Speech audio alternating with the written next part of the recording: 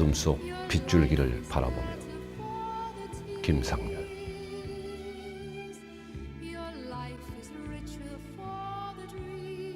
7월의 장맛비가 세차게 병상의 창문을 두드린다. 팔뚝에 꽂힌 링거줄을 겨우 추슬러 천천히 일어나 창밖을 보니 강남의 고층 빌딩들이 쏟아지는 폭우를 고스란히 맞고서 칠흑의 어둠 속에 서 있다. 고층 건물 꼭대기에는 적색의 항공 경보들이 껌뻑거리고 야근을 하는 듯한 몇 개의 창문에는 물 안개를 헤치며 불빛이 새어나오고 있다. 자정이 넘은 시간의 정막이 온몸을 휩싸고 돈다.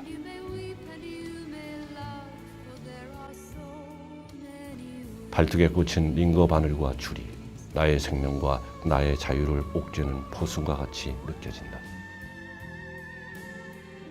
일주일째 꼼짝없이 병실에 갇혀 있다. 상상도 할 수 없는 나의 복잡한 내장 속으로 수많은 첨단 의료기들이 들락거렸고 누워 찢고 서서 찢고 쇠붙이 터널 속에 수족이 결박되어 들어가 1시간 동안이나 정밀 사진도 찍었다.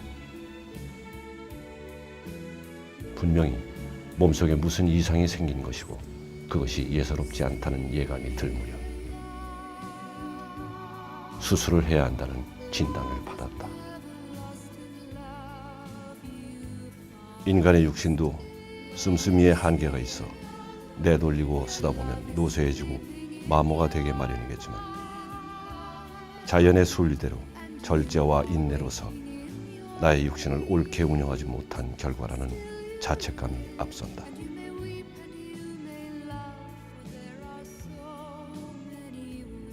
누구든 육신의 병이나 고통을 통해서 죽음에 이른다. 잠자듯 눈을 감는 자연사라는 것이 있기는 하지만 육신이 노쇠하여 죽음에 이르는 과정은 결코 편안함은 아니리라.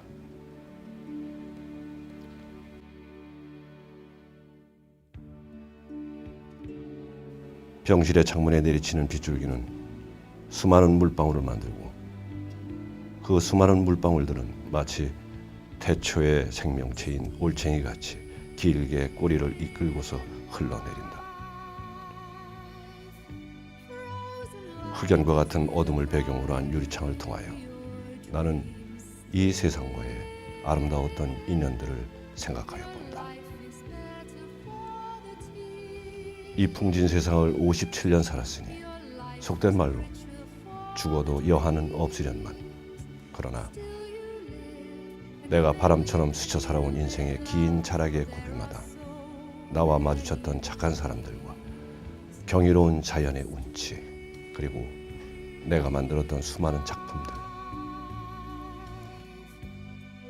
그러나 그 어느 것 하나도 나의 영원한 시간 속으로 동행할 것은 결코 없다는 사실이 참으로 끈끈하게 아쉬워지는 것이다.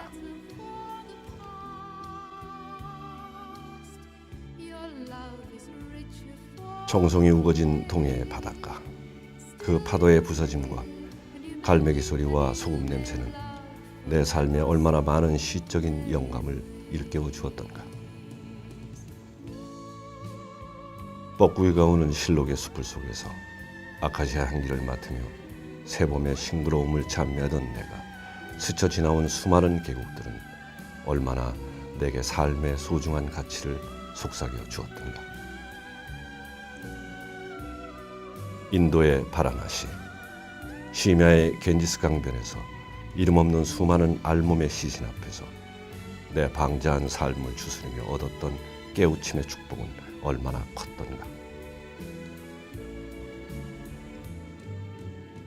멍석 깔린 마당에 누워 청명한 밤하늘 올려보며 별똥 떨어지는 우주의 광활함에 함몰되어 어머님의 부채바람 속에 고즈넉하게 잠속에 빠져들던 어릴 적의 뜨락은 얼마나 많은 공상과 환상의 나랫짓을 내게 가르쳐 주었던가. 피비린내 나는 전쟁, 초등학교 4학년 때 겪었던 죽음에 대한 공포, 배고픔의 고통과 짐승처럼 쓰러져간 수많은 시신들 사이에서 삶의 처연한 허무감을 얼마나 벅차했던가. 한방눈 쏟아지던 밤 아스라에 들려오던 찹쌀떡과 메밀묵 장사의 외침소리, 그리고 약주가 얼큰하신 아버지께서 어깨와 머리에 온통 흰 눈을 맞은 채 군고구마를 한 봉지 가슴에 안고 들어서는 순간의 경이로움과 홍시감 같은 술 냄새를 풍기시던 아버지의 넉넉한 사랑의 여운. 나는 내가 하는 연극일을 통하여 수많은 사람들과 소중한 인연을 맺어왔다. 연극이 가난했던 시절 라면을 끓여 먹으며 허기진 배를 움켜쥐고 수많은 동지들이 고생을 함께했다. 조석기니가 불안한 시절 그래도 억세게 그 고생을 견디며 연극을 해냈다. 우리의 삶이 가난하여 우리들의 예술도 덩달아 궁색했다. 사람이 모이는 곳이면 개천가에서도 하고 정미소 마당에서도 하고 바닷가에서도 했다. 무대장치며 조명이며 의상이며 모두 등짐으로 엮어매고 3등 열차를 타고 전국을 헤매었다. 연극하는 게 행복했으니 주머니에서 먼지가 나는 건 개의치 않았다. 천막 속에서 잠을 자고 죽이든 수제비든 건더기가 뱃속에 들어가면 그걸로 만족이었다. 그 모진 고생을 하던 동지들이 이제는 텔레비전이나 영화에서 모두 내노라 하는 스타들이 되어 짧지 않았던 그 고생의 보상을 받고 있다. 얼마나 대견하고 기쁜 일인지 모른다. 그런가 하면 가슴에 상처를 주고 떠난 사람들도 많이 있다. 세상살이 어렵다 보니 돈에 유혹되고 인기에 약해져 소중한 인연들을 헌신짝처럼 버리고 떠난 사람들.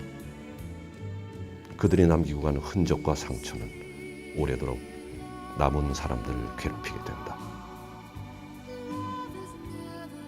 그러나 스타가 된 사람보다 아직까지 스타가 되지 못한 사람들이 더 많이 있다.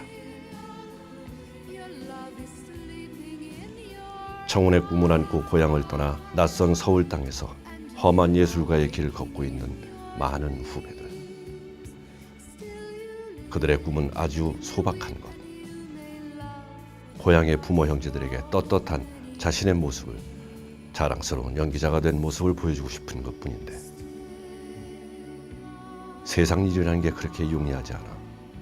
세월과 더불어 고향의 부모들은 늙어들 가시고 폐기에 찼던 어깨들은 자꾸 자가만 진다.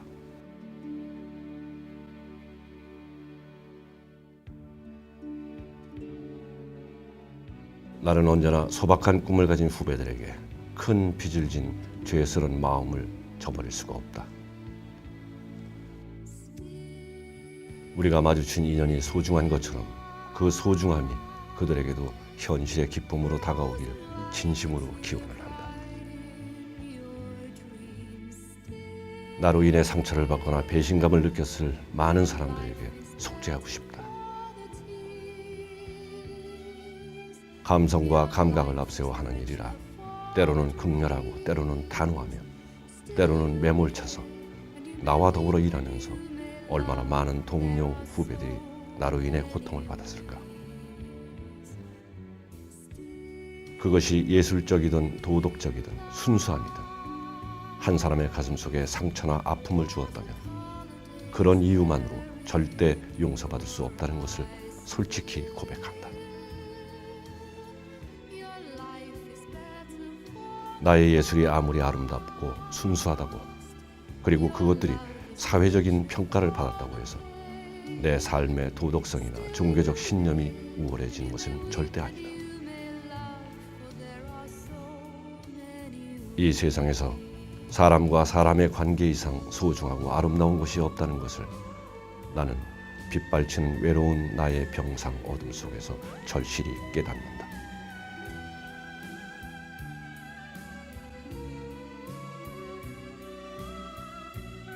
예술가라는 딱지를 붙이고 우쭐대며 살아오면서 남에게 베품의 은혜를 주지 못했음을 자책한다. 어쩌면 가깝거나 멀거나 관계없이 언제나 나는 남이 베푸는 은덕 속에서 마치 그것이 당연한 것처럼, 그리고 그럴만하다는 오만함으로 살아왔다. 그것은 실로 죄악이라는 사실을 뒤늦게야 깨닫는다. 이 세상에 내가 온 것은 빚 받으러 온 것이 아니라 베풀기 위해서 왔다는 것. 내가 소유하고 있는 모든 것, 그것이 생명일지라도 이 세상을 떠나면서 하나의 티끌이나 군더더기 없이 온전히 이 세상에 베풀고 떠나야 한다는 그 소중한 깨달음을 진심으로 감사한다. 그리고 가까이에서 마치 물이나 공기처럼 나의 삶을 영유하기 위해 내가 받고 있는 베품의 감사함을 다시금 생각한다.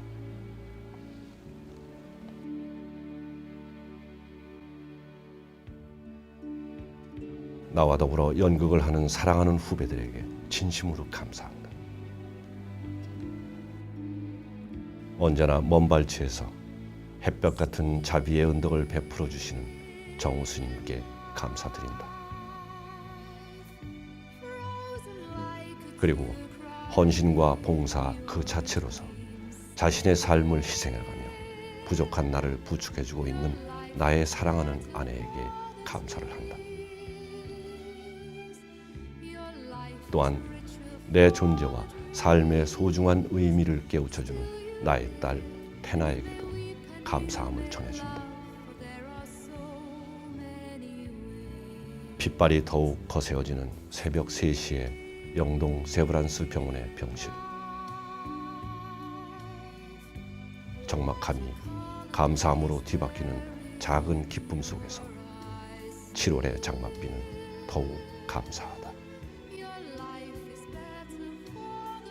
이 글은 1998년 7월 검사가 진행되는 병실에서 쓴 것으로 작가의 마지막 글이 되었습니다.